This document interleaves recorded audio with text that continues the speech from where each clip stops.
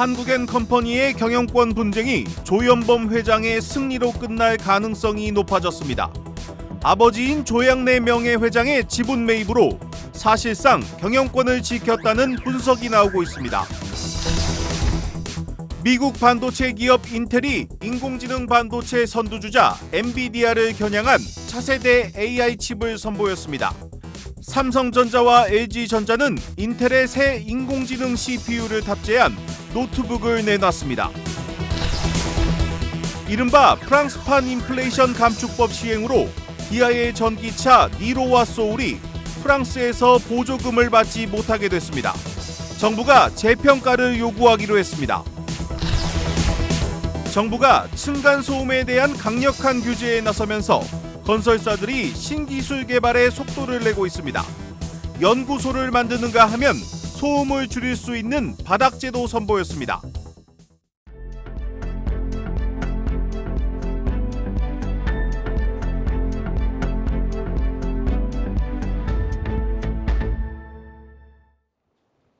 뉴스 플러스 시작합니다. 엔비디아가 독주하고 있는 인공지능 반도체 시장이 뜨거워지고 있습니다. AMD에 이어 이번에는 인텔이 차세대 인공지능 반도체를 공개했습니다. 전 세계적으로 엄청난 투자가 이루어지고 있는 인공지능 생태계에서 도태되지 않기 위한 치열한 경쟁이 시작되고 있습니다. 첫 소식 박찬휘 기자입니다. The first ever Gaudi 3 in public. So here we go, the next generation accelerator. So Gaudi 3 out of fab, in the lab, being powered on, looking healthy, and not just Core Ultra, not just Gen 5 Xeon, but the next generation of accelerators. We are executing like crazy. 인텔이 차세대 AI 칩 가우디 3 시제품을 공개했습니다. 가우디 시리즈는 지난 2019년 인텔이 이스라엘 AI 칩 전문 업체 하바나 랩스를 인수한 뒤 개발하기 시작한 서버용 AI 가속기입니다. 가우디 3는 전작보다 처리 속도가 4배 빨라졌으며 고대역폭 메모리 탑재 용량도 1.5배 확대돼 거대 언어 모델 성능을 향상시킬 예정입니다. 가우디 3는 GPU 업계 선두주자 엔비디아의 H100과 출시를 앞두고 있는 AMD의 MI300X와 점유율 전쟁을 펼칠 것으로 관측됩니다. 현재 데이터 센터 칩 시장에서는 엔비디아가 92%의 점유율로 독주하고 있습니다. 인텔은 가우디 3뿐 아니라 윈도우 PC, 노트북 전용 칩인 코어 울트라와 서버 칩 5세대 제온도 함께 공개했습니다. 신제품 출시와 이에 따른 AI 사업 본격화 기대감에 인텔의 주가는 장중 5% 넘게 급등하며 1년 내 최고치를 경신했습니다. 월가에서는 AI 칩 부문에서 새 기업의 경쟁이 본격화될 것으로 전망하는 한편 인텔의 AI 사업 부문 진출에 대해 긍정적으로 평가했습니다. 시장 조사 업체 멜리우스 리서치는 가우디 3에 대해 향후 수억 달러에 달하는 수익을 창출할 수 있을 것으로 기대된다며 인텔 내 핵심 매출원이 될 것으로 전망했습니다. 투자은행 레이몬드 제임스는 인텔의 AI 사업은 장기적인 관점에서 매우 긍정적이라고 평가했습니다. 한국경제TV 박찬유입니다. 인텔의 새로운 CPU가 등장하자마자 삼성전자와 LG전자가 최초로 인공지능 연산에 특화된 노트북 신제품을 선보였습니다. 이제 네트워크에 연결하지 않아도 노트북 그 자체만으로 인공지능 연산이 가능해졌습니다. 정재홍 기자입니다. 삼성전자가 다음 달 초 출시하는 노트북 신제품 갤럭시 북4 시리즈입니다. 삼성 노트북 최초로 신경 처리망이 적용된 인텔의 칩셋을 사용해 자체 AI 연산이 가능해졌습니다. 그간 반도체 칩 성능의 한계로 일부만 사용할 수 있었던 AI 기능을 신제품에서는 100여 개의 별도 앱에서 지원합니다. 같은 날 LG전자도 인텔 최신 프로세서를 탑재한 노트북 LG 그램을 공개했습니다. 저장된 사진과 영상을 스스로 분류하는 알고리즘이 적용된 게 특징입니다. 인텔이 새로운 AI 반도체를 내놓음에 따라 노트북에서도 본격적인 인공지능 경쟁이 시작됐습니다. And we think of the AI PC as that kind of moment, driving this next generation of the platform experience. 에이수스, HP 등도 AI 노트북 신제품을 준비하면서 가라앉았던 글로벌 노트북 시장은 내년 성장세로 돌아설 전망입니다. 외부망 연결이 필요 없는 온디바이스 AI 적용은 제품 영역을 가리지 않습니다. 삼성전자는 내년 갤럭시 S24 시리즈부터, 애플은 아이폰 16에 자체 생성형 AI 기능을 탑재합니다. 내년 1월 개최되는 세계 가전 박람회 CES 2024에서는 AI 가전 신제품들도 등장을 예고한 상태입니다. 신제품을 지원하기 위해 퀄컴 AMD는 이미 모바일용 AI 프로세서를 준비했고 삼성전자와 LG전자는 가전 특화 AI 칩도 개발 중입니다. IT 기업들은 내년이 제품으로서 AI 상용화 원년이 될 것으로 기대합니다. 하드웨어 혁신 한계와 경기 침체에 빠졌던 IT 시장이 인공지능이라는 강력한 돌파구를 찾았습니다. 한국경제TV 정재홍입니다. 한국인 컴퍼니 그룹의 경영권 분쟁이 조현범 회장의 승리로 끝날 가능성이 높아졌습니다. 경영 일선에서 물러났던 아버지 조양래 명예회장이 지분을 사들여 조현범 회장 지원에 나서면서 사실상 게임이 끝났다는 분석이 나오고 있습니다. 이 궁지에 몰린 MBK 파트너스가 공개 매수 가격 인상 카드를 꺼내 반격에 나설지 주목됩니다. 현장에 나가 있는 취재 기자 연결합니다. 배창학 기자, 오늘이 이 공개 매수 단가 인상의 데드라인인데 움직임이 있습니까? 네, 지금 이 시각까지 MBK가 공개 매수 가격 인상을 위한 정정 신고서를 제출하지 않은 것으로 파악됩니다. 하지만 MBK는 불리해진 판세를 뒤집기 위해 총공세에 나섰습니다. MBK는 오늘 오전 조양래 명예회장의 지분 매입에 대해 시세 조종이라며 금융감독원에 조사를 요청했습니다. 조 명예회장이 공개 매수가 시작된 뒤 2만 원보다 높은 가격의 주식을 집중적으로 사들여 MBK의 공개 매수를 막았다는 주장입니다. 올 초 SM엔터테인먼트 공개 매수 당시 카카오의 고가 주문 의혹과 비슷한 사례로 MBK가 한국엔컴퍼니에 허를 찔렀다는 평가도 나옵니다. 한국엔컴퍼니 측은 적합한 절차로 이뤄진 정상적인 거래라며 MBK의 주장을 일축했습니다. MBK의 남은 카드는 공개 매수 단가를 올려 공개 매수를 유인하는 방안입니다. 공개 매수 기간 연장 없이 단가를 올리기 위해선 오늘 자정까지 정정 신고서를 제출해야 합니다. 문제는 MBK가 가격을 올리더라도 시중의 유통 물량이 25% 수준에 불과해 경영권 확보를 위해 필요한 지분 20.35%를 확보하기 쉽지 않은 상황입니다. 조현범 한국엔컴퍼니 회장 측은 조 명예회장의 지분 2.72%를 더해 우호 지분 45.61%를 확보했습니다. 조 회장 측이 추가로 우호 지분 5%를 확보하면 경영권 분쟁은 종결됩니다. 공개 매수 종료일인 24일까지 남은 기간은 주말을 제외하면 앞으로 일주일입니다. 조 회장 측은 MBK의 공개 매수가 인상과 관계없이 우호 지분 확보에 총력을 기울일 예정입니다. 우호 주주로는 HY, 극동유화 등이 거론됩니다. MBK가 추가 베팅에 나서는 등 양측 간 지분 확보 쟁탈전이 벌어질 경우 주가는 다시 요동칠 수 있습니다. 한국경제TV 배창학입니다.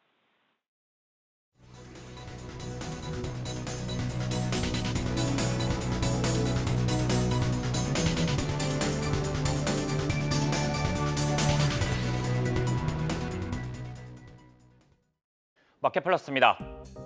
비둘기가 된 파월비 연준 의장 덕분에 코스피가 랠리를 이어갔습니다.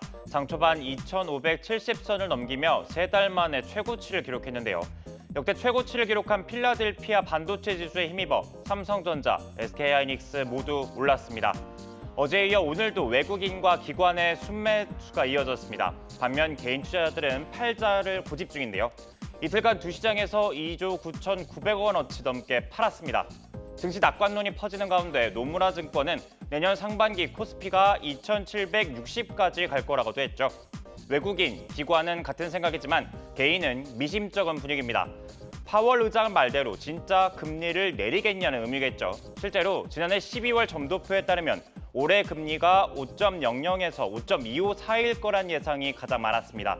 2년 전에는 높아야 2.25라고 내다봤는데 현재 금리의 반에도 못 미치죠. 증권가에서는 유럽 국가들의 인플레이션이 계속될 가능성이 여전하다는 분석이 나옵니다. 한화솔루션이 미국 인플레이션 감축법 수혜주로 꼽히며 급등했습니다. 미국은 첨단 제조기술 제품을 자기 나라에서 만들고 판매하면 세액 공제를 해주는데요. 산업통상자원부 관계자는 미국의 생산지설을 구축한 배터리, 태양광, 풍력발전 기업이 혜택을 받을 것으로 기대했습니다. 앞서 한화솔루션은 올 초 미국에 3조 2천억 원을 투자해 솔라허브를 짓겠다고 발표한 바 있죠. 미국에서 가장 큰 태양광 통합단지로 한화솔루션으로서는 창사 이래 최대 규모의 투자입니다. 10월 말 52주 신저가까지 빠졌던 주가가 본격 반등에 나설지 주목됩니다. 오늘 거래에서 하나솔루션은 7.87% 상승 마감했고 우선주는 상한가를 기록하기도 했습니다. 태양광 업계에는 금리 하락의 대표적인 수혜주로도 꼽힙니다. 주로 건설 자금을 빌려서 사업을 벌이는 신재생에너지 회사들은 금리가 내리면 이자 부담을 덜게 됩니다. 전거래일 미국 태양광 기업 주가가 강세를 보인 배경인데요. 솔라엣지, 인페이즈, 퍼스트솔라 등이 최고 17% 가깝게 급등했습니다. 코스닥 시가총액 6위 HLB가 또 신고가를 썼습니다. 2거래일 연속인데요. 미국 진출과 이전 상장 등 호재가 쌓여 있다는 분석입니다. 주가 상승은 외국인과 기관의 쌍끌이 덕분입니다. 오늘까지 6거래일 나란히 HLB 주식을 담았는데 이 기간 외국인이 910억, 기관이 280억 원 넘게 쏟아부었습니다. HLB는 간암 치료제 글로벌 3상에서 치료 효과를 나타내 미국 FDA의 신약 허가 본심사를 받고 있습니다. 증권가에서는 국내 기업 중 처음으로 한약제 분야에서 미국에 허가가 나올 것이라는 기대가 나오고 있습니다.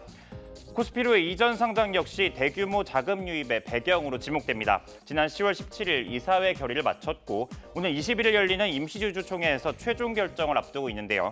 포스코 DX와 LNF 등도 이사를 계획 중이죠. 셀트리온과의 합병으로 코스닥을 떠나는 셀트리온 헬스케어까지 합치면 시가총액 3, 4, 5, 6위 기업들의 줄이탈이 다가오는 상황입니다. 지금까지 마켓플러스였습니다.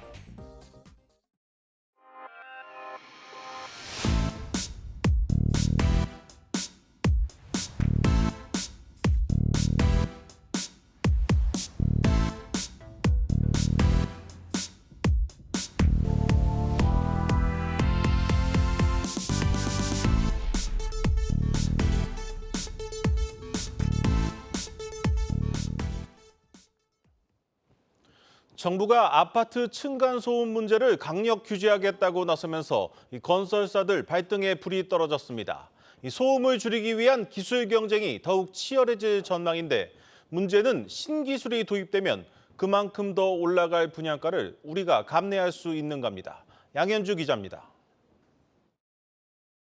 DLENC가 대전에서 운영 중인 연구소입니다. 층간소음 차단 1등급을 획득한 자체 바닥 구조 시연이 한창입니다. 5단계의 차음 구조로 만들어진 바닥에 공을 떨어뜨리자 36데시벨이 측정됩니다. 정부의 층간소음 기준치인 49데시벨을 크게 밑도는 수치인데 이 정도면 조용한 공원에서 나오는 소음 수준입니다. 바닥 충격음이 생겼을 때 하부에 있는 요철을 통해서 공기가 빠질 수 있도록 저희가 좀 고안을 해서 개발하게 되었습니다. 현대건설은 고성능 바닥 완충제와 주파수를 통해 소리를 줄이는 기술 등 층간소음 저감 시스템 4종을 개발해 하나의 패키지로 묶었습니다. 층간소음 전문 연구소를 설립한 삼성물산은 바닥 슬래브 두께를 높이더라도 층고에 영향을 주지 않는 기술 연구에 한창입니다. 층간소음을 잡기 위한 건설사들의 전쟁이 벌어진 것은 최근 정부가 기준을 충족하지 못하면 준공 승인을 내주지 않겠다고 경고했기 때문입니다. 그동안에는 이 부분에 대한 의무화라든지 감독이 철저하지 못했기 때문에 사실상 암묵적으로 이게 용인이 되다가 이걸 진짜로 하려니까 그거에 따른 비용과 공기 또는 작업의 주의 이런 것들이 더 요구되는 건 있을지 모르겠습니다만은 주택법 개정이 통과되면 바로 적용할 수 있는 만큼 건설사들에겐 남은 시간이 많지 않습니다. 다만 층간소음을 막기 위한 신기술을 도입하면 공사비는 물론 분양가 상승도 피할 수 없을 것으로 보입니다. 소음 대책이 발표가 되면서 새로운 기술이나 새로운 노력들을 적용을 해야 될 거고 이게 분양가에 반영이 될 수밖에 없는 현실이고 분양가에 반영이 된다면 소비자들에게도 어느 정도 부담이 되지 않을까 우려되는 상황입니다. 실제로 한 대형 건설사의 연구 결과에 따르면 새로운 바닥 구조는 일반적으로 시공하는 가격보다 3배에서 4배 정도 비쌀 것으로 추산됐습니다. 특히 중소건설사들이 주로 진입하는 LH 공공주택의 경우 강화된 기준대로라면 공사비가 최소 3% 이상 늘어날 것으로 보입니다. 한국경제TV 양현주입니다. 최근 폴란드 정권이 교체되면서 이전에 맺은 우리 방산 수출 계약이 불확실해졌습니다. 전체 47조 원 가운데 아직 절반이 넘는 물량이 남아 있습니다. 이 수출입은행법이 빨리 개정됐다면 이런 상황이 오지 않았을 것이란 아쉬움의 목소리가 나오고 있습니다. 고영욱 기자가 취재했습니다. 폴란드에 나가 있는 우리 방산기업 직원들은 최근 현지 동향 보고로 분주합니다. 폴란드 정권이 교체되면서 기본 계약대로 수출할 수 있을지 불확실성이 커졌기 때문입니다. 전체 47조 원의 기본 계약 틀에서 지금까지 이행 계약이 체결된 건 20조 5천억 원입니다. 절반이 넘는 26조 5천억 원 물량이 아직 남아있는 겁니다. 한국산 무기 도입 전면 재검토를 시사했던 폴란드 새 총리가 이전 정부 모든 무기 계약을 존중한다며 기조를 바꾼 점은 다행입니다. 다만 모든 계약의 범위가 앞으로 진행할 2차 계약까지 포함하는지는 분명하지 않습니다.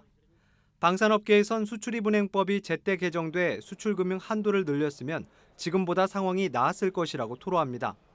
무기를 수출할 때 상대국의 구입대금을 빌려주는데 수출입은행 한도가 차서 폴란드 수출 계약이 지연됐기 때문입니다. 수은법 개정안은 지난 7월 기획재정부가 의원 입법 형태로 추진했지만 국회 공전으로 아직도 처리되지 못했습니다. 임시방편으로 마련된 민간은행 자금 10조 원 가운데 3조 4천억 원은 최근 한화 에어로스페이스 2차 계약에 쓰였습니다. 한화 에어로스페이스에선 현 상황에서 남은 물량 수출이 어렵다는 내부 평가도 나옵니다. 정권 이양 직전 2차 계약 물량이 사실상 마지막이 될 수 있다는 겁니다. 현대로템은 아직 2차 계약 협상을 진행하고 있는 상황입니다. K2 전차 기본 계약 1000대 가운데 이행 계약 물량 820대가 남아 있습니다. 한국경제TV 고영욱입니다. 우리나라를 처음 방문한 크리스탈리나 게오르기에바 IMF 총재가 우리나라가 저성장 늪에 빠지지 않기 위해선 여성 인력을 활용하는 게 중요하다고 조언했습니다. 현장에 나가 있는 취재 기자 연결해 자세한 내용 들어보겠습니다. 전민정 기자 전해주시죠. 네, 크리스탈리나 게오르기에바 IMF 총재가 저성장 우려가 커지고 있는 한국 경제를 향해 여성의 경제활동 참가율과 외국 인력 도입을 늘려 노동 생산성을 높여야 한다고 조언했습니다. 게오르기에바 총재는 올해 우리나라 경제 성장률은 1.4%, 내년엔 2.2%에 그칠 것으로 내다봤는데요. 최근 발표한 한국 연례협의 보고서에선 성장률이 향후 5년간 2%대 초반에 머물 것이라는 경고를 내놓기도 했습니다. 게오르기에바 총재는 우리나라가 저출산, 고령화로 잠재 성장률이 떨어지고 있는 만큼 생산성 보강을 위해선 특히 인력에 대한 투자가 필요하다고 강조했는데요. 한국은 여전히 선진국 중 성별 격차가 가장 심한 국가라고 지적하며 근로시간의 성별 격차를 OECD 국가 평균 수준으로 축소할 경우 1인당 GDP가 18% 늘 것이라고 분석했습니다. 또 문화적인 저항성이 있을 수 있지만 외국 인력 도입에도 더욱 적극적으로 나서야 한다고 제언했습니다. 아울러 게오르기에바 총재는 저성장을 타개하기 위한 구조개혁 방안인 연금개혁의 필요성에도 공감했습니다. 그는 연금개혁은 장수사회에 도입하는 국가라고 한다면 항상 중요하다면서 한국도 예외는 아닌 만큼 정부가 연금개혁을 검토하는 것을 지지한다고 말했습니다. 우리나라 거시경제에 대해선 굉장히 좋은 복원력을 보여왔고 그 근간에는 효과적인 정책 대응이 있었다며 긍정적인 평가를 내렸습니다. 한국은행이 지난해부터 엄격하게 긴축 통화 정책을 운영했고 재정당국은 재정 정상화를 추진하는 등 정책 공조로 고물가와 고금리 부담을 덜었다는 겁니다. 또 게오르기에바 총재는 중장기적으로 물가 수준은 한은의 목표치인 2%에 근접해 갈 것이라고 내다봤습니다. 하지만 물가를 잡았다고 확신하고 기준금리를 내리는 것에 대해선 경계감을 나타냈는데요. 그는 지금 한국의 기준금리 3.5%가 미국의 기준금리보다 낮은 수준인데 물가 하락의 속도가 국가마다 다른 만큼 한국의 여건에 맞는 금리 조정이 필요하다고 조언했습니다. 지금까지 경제부 전민정입니다.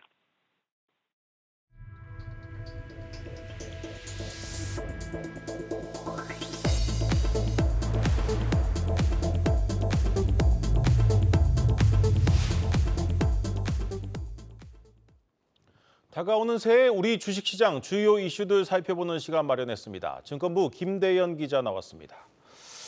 김 기자, 먼저 미국 연방준비제도가 내년 3번의 금리 인하를 예고했는데 이게 언제 인하를 시작하느냐가 이제 관심입니다. 우리 증권사들 어떻게 예상하고 있습니까?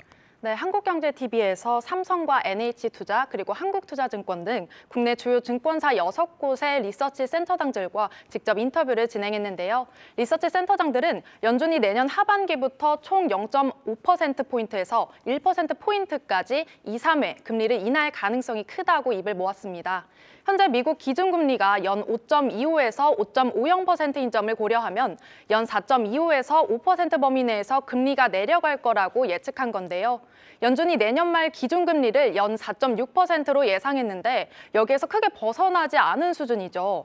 두세 차례에 걸쳐 총 0.75%포인트가 인하될 것이라는 전망이 시장의 중론이었습니다. 네. 다행히 미국과 우리나라와의 금리 격차는 더 벌어지지 않았지만 상당 기준 2%포인트로 여전히 차이가 큰 상황인데요. 이에 대해 리서치 센터장들은 기준금리가 정점에 도달했다며 한국은행도 본격적으로 금리 인하를 고민할 시점이라고 강조했습니다. 직접 들어보시겠습니다.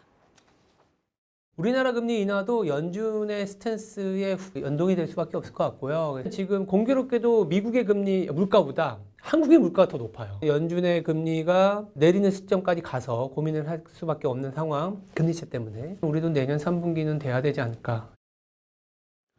네, 벌써부터 주식시장에서는 내년에 대한 기대감이 커지고 있습니다. 그런데 이 증권사들이 내놓은 내년 코스피 전망 밴드를 보니까 상당히 편차가 심합니다. 이거 왜 이런 겁니까? 네, 아무래도 내년에는 금리뿐만 아니라 미국 대선 그리고 중국의 경기 둔화, 지정 확정 리스크 등 변수가 많다 보니 이 지수 상단과 하단의 변동폭이 커진 것으로 풀이되는데요. 네. 직접 국내 주요 증권사의 내년 코스피 지수 전망치를 살펴봤습니다. 상단은 2,500에서 2,800선, 그리고 하단은 1,900에서 2,320선 사이로 나타났습니다. 이 중 현대차증권이 코스피 예상 밴드를 가장 낙관적으로 제시했는데요. 반면 교보증권만 유일하게 코스피 2,000선이 무너질 것으로 예상했습니다. 김영렬 교보증권 리서치 센터장은 상하단 밴드에 의미를 둔다면 2,000선 붕괴 위험이 주식시장에 잠재돼 있다는 점을 강조하고자 한다며 고금리 환경이 지속되면 주식시장의 밸류 부담이 커진다고 설명했습니다. 네, 내년 주식시장에 미칠 주요 변수 중 하나가 바로 선거입니다.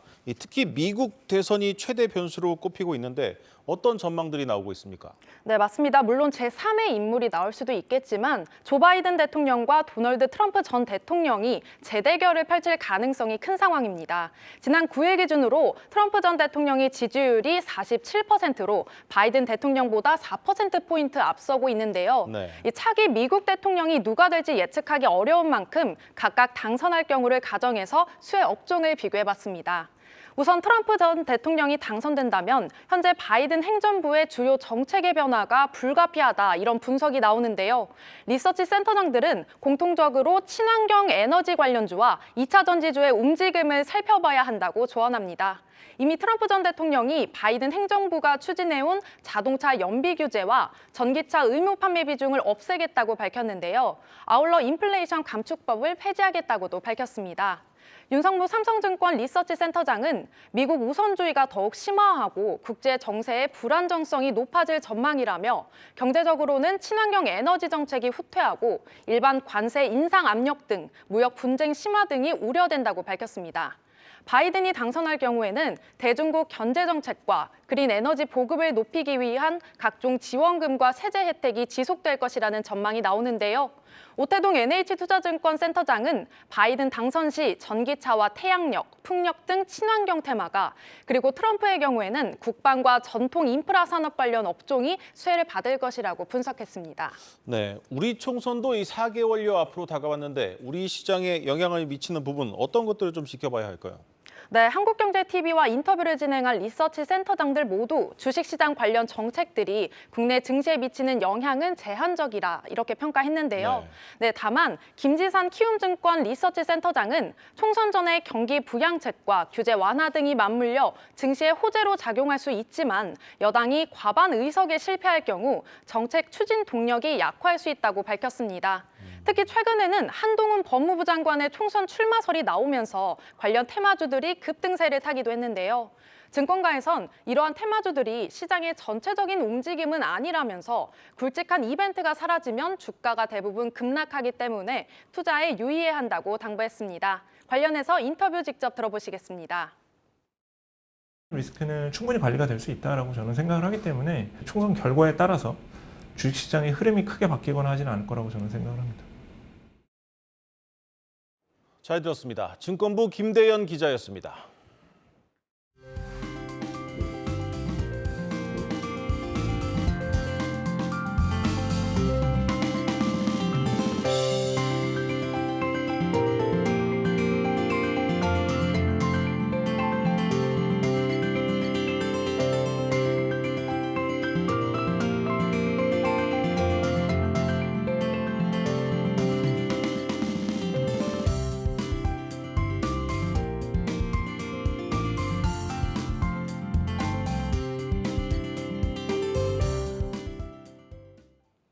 오늘 뉴스 플러스는 여기까지입니다. 함께해 주신 여러분 고맙습니다.